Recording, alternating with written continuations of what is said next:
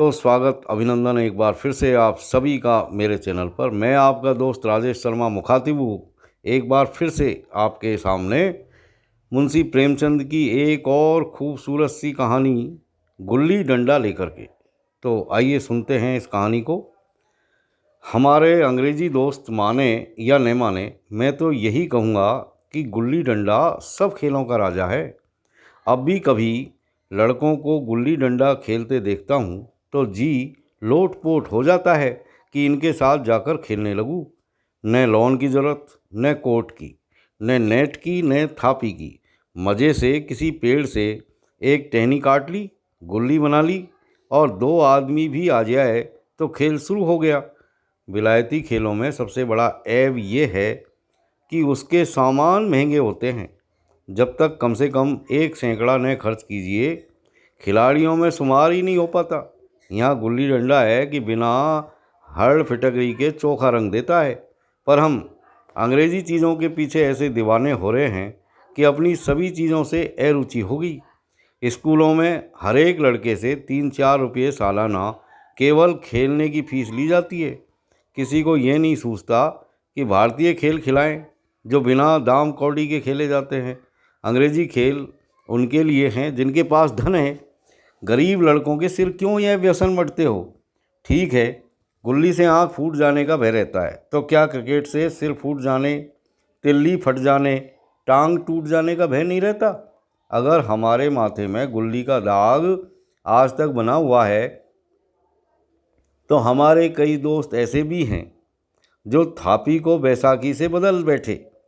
यह अपनी अपनी रुचि है। मुझे गुल्ली की सब खेलों से अच्छी लगती है और बचपन की मीठी स्मृतियों में गुल्ली ही सबसे मीठी है।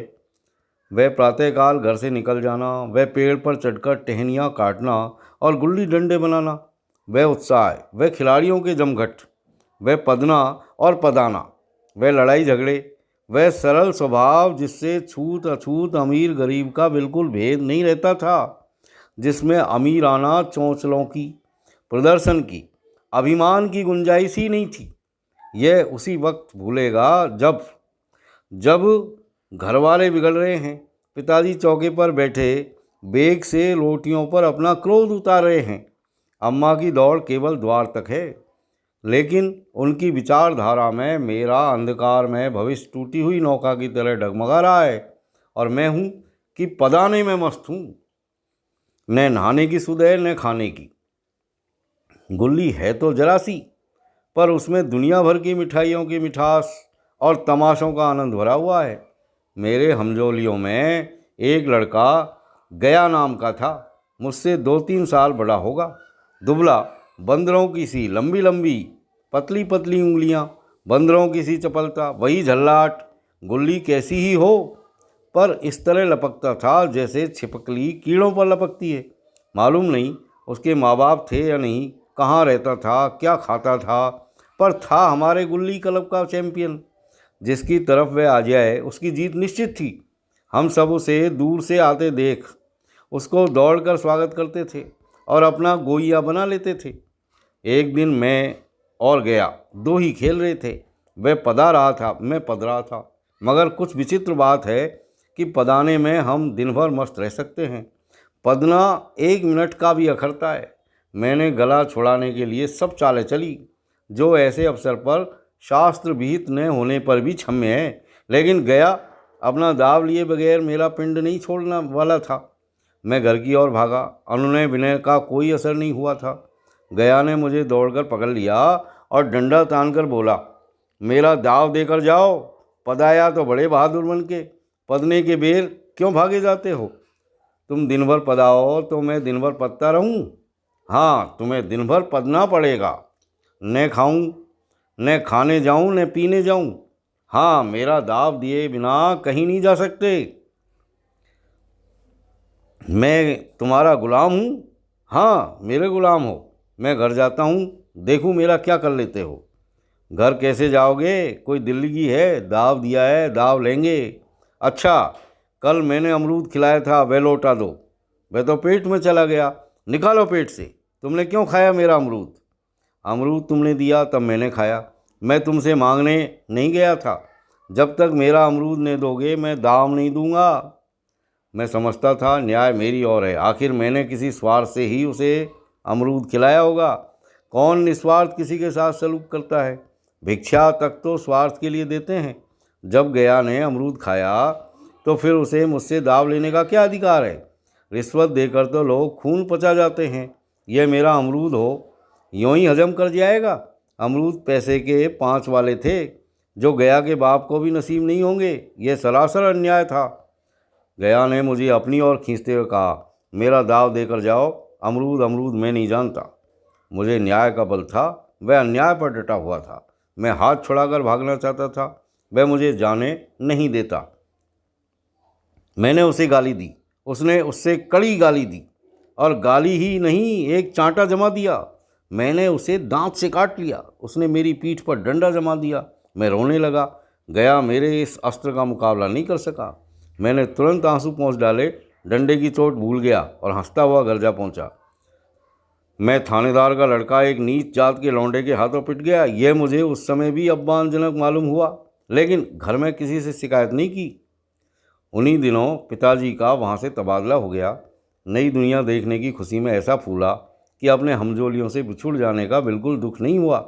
पिताजी दुखी थे, वह बड़ी आमदनी की जगह थी। अम्मा जी भी दुखी थी। यहाँ सब चीज़ सस्ती थी और मोहल्ले की स्त्रियों से घराव सा हो गया था। लेकिन मैं मारे खुशी के फूलाने समाता था, लड़कों में जीट उड़ा रहा था।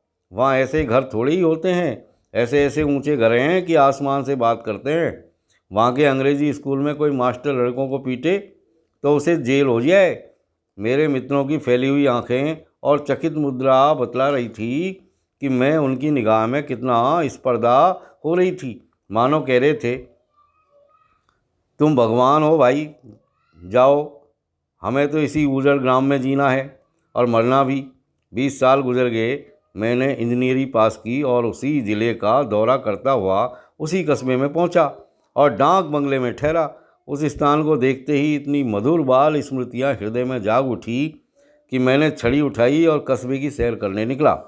आंखें किसी प्यासे पथिक की भांति बचपन के उन क्रीड़ा स्थलों को देखने के लिए व्याकुल हो रही थी, पर उस परिचित नाम के सिवा वहाँ और कुछ परिचित नहीं था। जहाँ खंडर था वहाँ पक्के मकान खड़े थे, जहाँ बरगद का पुराना पेड़ था वहाँ अब एक सुंदर बगीचा था। स्थान की काया पलट हो गई थी।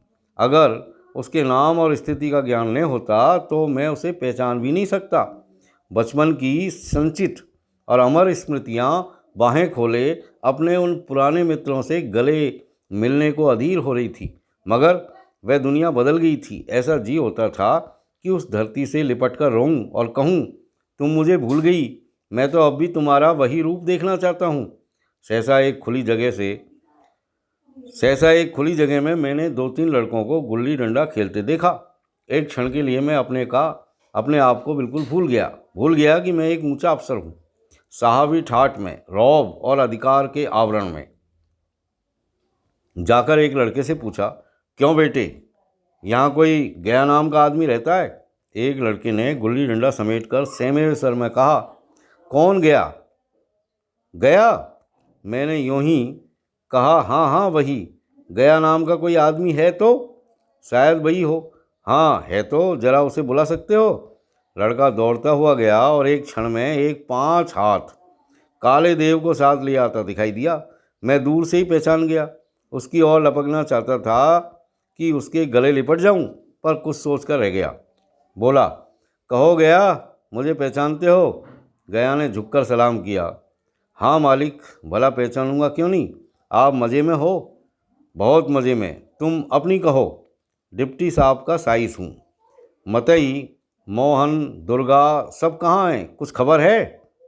मतई तो मर गया, दुर्गा और मोहन दोनों डाकिया हो गए, और आप? मैं तो ज़िले का इंजीनियर हूँ। सरकार तो पहले ही बड़े जहीन थे। अब कभी गुल्ली डंडा खेलते हो? गया ने मेरी और प्रश्न भरी आंखों से देखा। अब गुल्ली डंडा क्या खेलूँगा सरकार, अब तो धंधे से छुट्टी नहीं मिलती। आओ आज हम तुम खेलें, तुम पदाना हम पदेंगे। तुम्हारा एक दाव हमारे ऊपर है, वह आज ले लो। गया बड़ी मुश्किल से राजी हुआ। वह ठहरा टके का मजदूर, मैं एक बड़ा अफसर। हमारा और उसका क्या जोड़। बेचारा झेंप रहा था, लेकिन मुझे भी कुछ कम झेंपने थी। इसलिए नहीं कि मैं गया के साथ खेलने जा रहा था, बल्कि इसलिए कि लोग इस खेल को अजूबा समझकर इसका तमाशा बना लेंगे और अच्छी खासी भीड़ लग जाएगी। उस भीड़ में वह आनंद कहाँ रहेगा, पर खेले बगैर तो रहा नहीं जाता। आखिर निश्चय हुआ कि दोनों जने बस्ती से बहुत दूर खेलेंगे और बचपन की उस मिठाई को खूब रस ले लेकर खाएंगे। मैं गया को लेकर डाक बंगले पर आया और मोटर में बैठकर दोनों मैदान की ओर चले। साथ में एक कुल्हाड़ी ले ली। मैं गंभीर भाव धारण किए हुए था, लेकिन गया इसे अभी तक मजाक ही समझ रहा था। फिर भी उसके मुख पर उत्सुकता या आनंद का कोई चिन्ह नहीं था। शायद वह हम दोनों में जो अंतर हो गया था, यही सोचने में मगन था। मैंने पूछा, तुम्हें कभी हमारी याद आती थी गया? सच कहना। गया झेपता हुआ बोला, मैं आपको याद करता हुजूर, किस लायक हूँ? भाग में आपके साथ कुछ दिन खेलना बदा था। नहीं, मेरी क्या गिनती। मैंने कुछ उदास होकर कहा, लेकिन मुझे तो बराबर तुम्हारी याद आती थी। तुम्हारा वह डंडा जो तुमने तान कर जमाया था, याद है न? गया ने पछताते हुए कहा, वह लड़कपन था सरकार, उसकी याद न दिलाओ। वाह, मेरे बाल जीवन की सबसे रसीली याद है। तुम्हारे उस डंडे में जो रस था, वह तो अब न आदर सम्मान में पाता हूँ न धन में। इतनी देर में हम बस्ती से कोई 3 मील निकल आए। चारों तरफ सन्नाटा है, पश्चिम और कोसों तक भीमताल फैला हुआ है, जहाँ आकर हम किसी समय कमल पुष्प तोड़ ले जाते थे और उसके झुमक बनाकर कानों में डाल लेते थे। जेठ की संध्या केसर में डूबी चली आ रही है। मैं लपक कर एक पेड़ पर चढ़ गया और एक टहनी काट लाया। चटपट गुल्ली डंडा बन गया। खेल शुरू हो गया। मैंने गुच्ची में गुल्ली रखकर उछाली। गुल्ली गया के सामने से निकल गई। उसने हाथ लपकाया जैसे मछली पकड़ रहा हो। गुल्ली उसके पीछे जाकर गिरी। यह वही गया है जिसके हाथों में गुल्ली जैसे आप ही आकर बैठ जाती थी। वह दाएं दाएं बाएं कहीं हो, गुल्ली उसकी हथेली में ही पहुंचती थी, जैसे गुल्लियों पर वशीकरण डाल देता हो। नई गुल्ली, पुरानी गुल्ली, छोटी गुल्ली, बड़ी गुल्ली, नोकदार गुल्ली, सपाट गुल्ली, सभी उससे मिल जाती थी, जैसे उसके हाथों में कोई चुंबक हो, गुल्लियों को खींच लेता हो। लेकिन आज गुल्ली को उससे वह प्रेम नहीं रहा। फिर तो मैंने पदाना शुरू किया। मैं तरह तरह की धांधलियाँ कर रहा था। अभ्यास की कसर बेईमानी से पूरी कर रहा था। हुच जाने पर भी डंडा खुले जाता था। हालांकि शास्त्र के अनुसार गया की बारी आनी चाहिए थी। गुल्ली पर ओछी चोट पड़ती और वह जरा दूर पर गिर पड़ती तो मैं झपट कर उसे खुद उठा लेता और दोबारा टाँड़ लगाता। गया यह सारी बेकायदगियाँ देख रहा था, पर कुछ नहीं बोलता था, जैसे उसे वह सब कायदे कानून भूल गए। उसका निशाना कितना अचूक था। गुल्ली उसके हाथ से निकलकर टन से डंडे से आकर लगती थी। उसके हाथ से छूटकर उसका काम था डंडे से टकरा जाना। लेकिन आज वह गुल्ली डंडे में लगती ही नहीं। कभी दाहिने जाती है, कभी बाएं, कभी आगे और कभी पीछे। आधे घंटे पदाने के बाद एक गुल्ली डंडे में आ लगी। मैंने धांधली की। गुल्ली डंडे में नहीं लगी। बिल्कुल पास से गई, लेकिन लगी नहीं। गया ने किसी प्रकार का असंतोष प्रकट नहीं किया। नहीं लगी होगी। डंडे में लगती तो क्या मैं बेईमानी करता? नहीं भैया, तुम भला बेईमानी क्यों करोगे? बचपन में मजाल था कि मैं ऐसा घपला करके जीत बसता।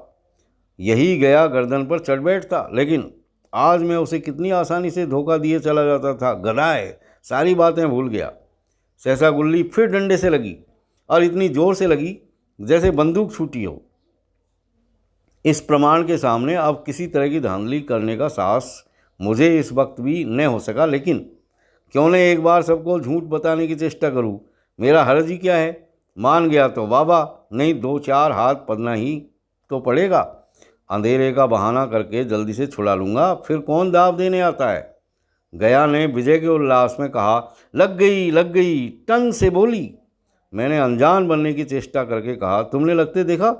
मैंने तो नहीं देखा। टन से बोलिए सरकार, और जो किसी ईंट से टकरा गई हो। मेरे मुख से यह वाक्य उस समय कैसे निकला, इसका मुझे खुद आश्चर्य है। इस सत्य को झुटलाना वैसा ही था जैसे दिन को रात बताना। हम दोनों ने गुल्ली को डंडे में जोर से लगते देखा था, लेकिन गया ने मेरा कथन स्वीकार कर लिया। हाँ, किसी ईंट में ही लगी होगी सरकार। डंडे में लगती तो इतनी आवाज़ नहीं आती। मैंने फिर पदाना शुरू कर दिया, लेकिन इतनी प्रत्यक्ष धांधली कर लेने के बाद गया की सरलता पर मुझे दया आने लगी। इसलिए जब तीसरी बार गुल्ली डंडे में लगी तो मैंने बड़ी उदारता से दाव देना तय कर लिया। गया ने कहा, अब तो अंधेरा हो गया है भैया, कल पर रखो। मैंने सोचा कल बहुत सा समय होगा, ये न जाने कितनी देर पदाए, इसलिए इसी वक्त मामला साफ कर लेना अच्छा होगा। नहीं नहीं, अभी बहुत उजाला है, तुम अपना दांव ले लो, गुल्ली सूझेगी नहीं, कुछ परवाह नहीं। गया ने पदाना शुरू किया, पर उसे अब बिल्कुल अभ्यास न था। उसने 2 बार टाड़ लगाने का इरादा किया, पर दोनों ही बार हुच गया। 1 मिनट से कम में वह दाव खो बैठा। मैंने अपनी हृदय की विशालता का परिचय दिया। 1 दाव और खेल लो, तुम तो पहले ही हाथ में हुच हो गए। नहीं भैया, अब अंधेरा हो गया, तुम्हारा अभ्यास छूट गया, कभी खेलते नहीं। खेलने का समय कहाँ मिलता है भैया। हम दोनों मोटर पर जा बैठे और चिराग जलते जलते पड़ाव पर पहुंच गए। गया चलते चलते बोला, कल यहाँ गुल्ली डंडा होगा, सभी पुराने खिलाड़ी खेलेंगे, तुम भी आओगे? जब तुम्हें फुर्सत हो तभी खिलाड़ियों को बुलाऊं। मैंने शाम का समय दिया और दूसरे दिन मैच देखने गया। कोई 10-10 आदमियों की मंडली थी। कई मेरे लड़कपन के साथी निकले। अधिकांश युवक थे जिन्हें मैं पहचान नहीं सका। खेल शुरू हुआ। मैं मोटर पर बैठा बैठा तमाशा देखने लगा। आज गया का खेल, उसका नैपुण्य देखकर मैं चकित हो गया। टॉर्च लगाना तो गुल्ली आसमान से बात करती। कल किसी वह झिझक, वह हिचकिचाहट, वह बेदिली आज न थी। लड़कपन में जो बात थी आज उसने प्रौढ़ता प्राप्त कर ली थी। कहीं कल इसने मुझे इस तरह पदाया होता तो मैं जरूर रोने लगता। उसके डंडे की चोट खाकर गुल्ली 200 गज की खबर लाती थी। पदने वाले में एक युवक ने कुछ धांधली की। उसने अपने विचार में गुल्ली लपक ली थी। गया का कहना था गुल्ली जमीन से लगकर उछली थी। इस पर दोनों में ताल ठोकने की नौबत आई। युवक दब गया। गया का तमतमाया हुआ चेहरा देखकर डर गया। अगर वह दबने जाता तो जरूर मारपीट हो जाती। मैं खेल में न था, पर दूसरों के इस खेल में मुझे वही लड़कपन का आनंद आ रहा था जब हम सब कुछ भूलकर खेल में मस्त हो जाते थे। अब मुझे मालूम हुआ कि कल गया ने मेरे साथ खेला नहीं, केवल खेलने का बहाना किया। उसने मुझे दया का पात्र समझा। मैंने धांधली की, बेईमानी की, पर उसे जरा भी क्रोध नहीं आया, इसलिए कि वह खेल नहीं रहा था, मुझे खिला रहा था, मेरा मन रख रहा था। वह मुझे पदाकर मेरा कचूमर नहीं निकालना चाहता था। मैं अब अफसर हूँ। यह अफसरी मेरे और उसके बीच में दीवार बन गई है। मैं अब उसका लिहाज पा सकता हूँ, अदब पा सकता हूँ, साहचर्य नहीं पा सकता। लड़कपन था तब मैं उसका समकक्ष था। यह पद पाकर अब मैं केवल उसकी दया योग्य हूँ। वह मुझे अपना जोड़ नहीं समझता। वह बड़ा हो गया है, मैं छोटा हो गया हूँ। तो साथियों, ये खूबसूरत कहानी यहाँ पर अब पूरी होती है और अगले वीडियो में एक और नई कहानी के साथ फिर मिलते हैं। तब तक के लिए have a nice time. Thank you very much for watching.